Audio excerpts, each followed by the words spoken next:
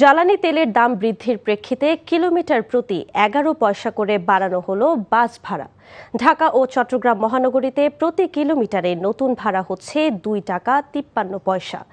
আর আন্তজেলা বাসের নতুন ভাড়া বেড়ে দাঁড়াবে 2 টাকা 23 পয়সা। আজ সচিবালয়ে সড়ক পরিবহন মন্ত্রণালয়ের সংশ্লিষ্ট সব পক্ষের বৈঠকে এই সিদ্ধান্ত নেওয়া হয়।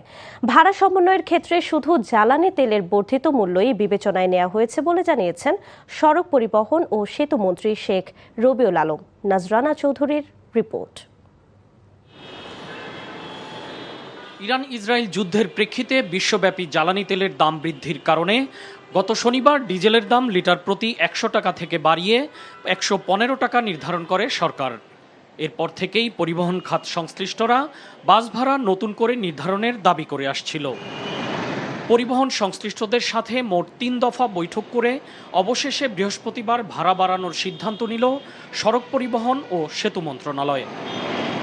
ঢাকা ও চট্টগ্রাম মহানগরীতে বাসের ভাড়া প্রতি কিলোমিটারে আগে যেটি ছিল 2 টাকা 42 পয়সা, সেটি 11 পয়সা বাড়িয়ে 2 টাকা 53 পয়সা করা হয়েছে।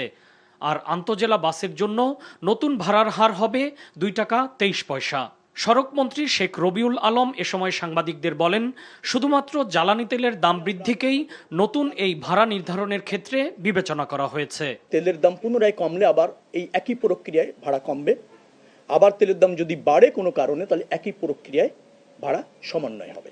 অর্থাৎ এই সমন্বয়টা একটা চলমান প্রক্রিয়া থাকবে। এর জন্য নতুন করে আর মিটিং করে সিদ্ধান্ত নেওয়ার প্রয়োজন হবে না বিধায় আমরা মনে করেছি তেলের দাম বাড়া কমানোর সাথে সমন্বয়টা কি হবে, একটা প্রজ্ঞাপন জারি করে বিআরটিএ ওই ফর্মুলা অনুসারে ভাড়া নির্ধারণ করে দেবে। 2022 সালে ডিজেলের দাম লিটার প্রতি 114 টাকা হওয়ার পর বাস ভাড়া বাড়ানো হয়েছিল, কিন্তু এরপর ডিজেলের দাম কমে 100 টাকা হলেও বাস ভাড়া কমানো হয়নি।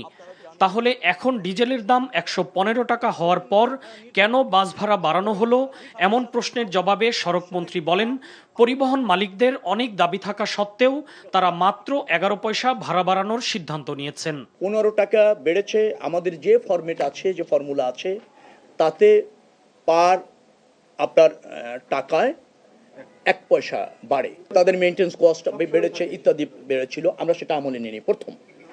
দ্বিতীয়ত হচ্ছে এই যে 1 টাকা 1 পয়সা যেটা, তাতেও 15 পয়সার মতো বাড়ে। আমি তাদেরকে বার্গেনিং করে বা ধরেন মানে সক্ষম হয়েছি সেটা 15 পয়সার জায়গাও সেটাকেও আমি 11 পয়সায় আনতে এই মুহূর্তে সক্ষম হয়েছি।